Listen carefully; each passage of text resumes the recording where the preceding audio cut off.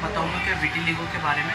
Actually vitiligo जो है तो ये एक मेलानिन पिगमेंटेशन की कमी की वजह से होता है, जो किसी में भी हो सकता है, लेकिन जनरली ये उन पेशेंट्स में होता है जिनमें हेरिडिटरी होता है, यानी पेरेंट्स से ये बच्चों में आता है। तो ये आज हमारे पास एक विटिलिगो का पेशेंट है जो जब आया था तो इसके ये जो पूरे आईब्रोज थे पूरे वाइट थे और इसके नीज भी पूरे वाइट थे, लेकिन आज इस पर कुछ भी वाइट स्पॉट्स नहीं है और कोई भी दाग बिल्कुल भी नहीं है। तो आप ये देख सकते हैं कि विटिलिगो क्यूरेबल है, लेकिन इसको सही टाइम पे ट्रीटमेंट करना चाहिए और सही जगह इसका ट्रीटमेंट करना चाहिए, तो इसका बहुत जल्दी ट्रीटमेंट हो सकता है। आप देख सकते हैं इस में बिल्कुल ये जो वाइट स्पॉट्स थे, दाग थे, ये बिल्कुल भी नहीं है, दोनों भी आँख पर, और इसके नीज पर भी नहीं है, नीज पर भी बहुत कम हो चुके हैं। ठीक है, ये देख लो दोनों साइड में,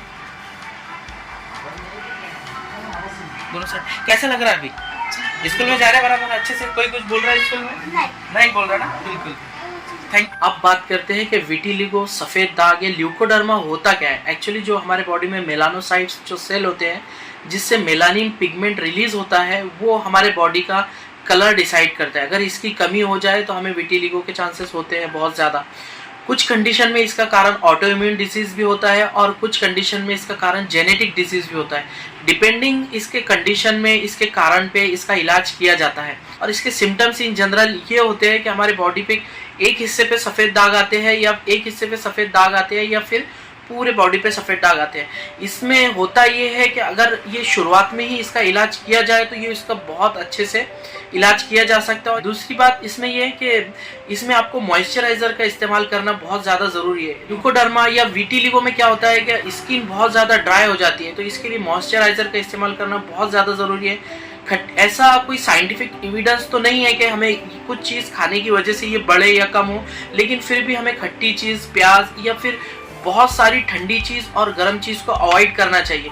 दूसरा, हमें अगर हम सनरेज जहाँ पे बहुत ज़्यादा धूप है या बहुत ज़्यादा सर्दी है तो ये चीज़ को भी अवॉइड करना चाहिए। अगर हम ये सब कारण को अवॉइड करते हैं और इसका बहुत अच्छे से शुरुआती में ही इलाज करते हैं तो इसका बहुत अच्छे से रिजल्ट मिल सकता है। विटिलिगो के ट्रीटमेंट में कुछ इस तरह आता है, अगर आपको 30% तक के विटिलिगो है अपने बॉडी पर तो वो या तो ट्रीटमेंट किया जा सकता है, क्योर किया जा सकता है, या बहुत हद तक उसको कंट्रोल किया जा सकता है। अगर ये 30% से ज़्यादा है तो ये कंट्रोल, एक हद तक इसे कंट्रोल कर सकते हैं, लेकिन ये क्यूरेबल होना बहुत मुश्किल है। दूसरी एक बात, अगर ये 10 साल से ज़्यादा अगर आपको है विटिलिगो, और अगर आपको 10 साल से ज़्यादा है या फिर 7 से 8 साल से ज़्यादा है तो ये क्योर करना मुश्किल है। इसके आगे अगर जाता है तो इसमें एक ट्रीटमेंट आता है कि अगर आप पल्स थेरेपी भी ले सकते हैं, जिसमें कुछ स्टेरॉइड ट्रीटमेंट दिया जा सकता है कुछ अदर जगह पर, या फिर आप इसकी सर्जरी भी कर सकते हैं। अगर आपको हमारा ये वीडियो अच्छा लगे तो इसे लाइक, शेयर और सब्सक्राइब कीजिए, और अगर आपके पास कोई विटिलिगो का पेशेंट है तो आप हमसे कंसल्ट कर सकते हैं। Thank you very much.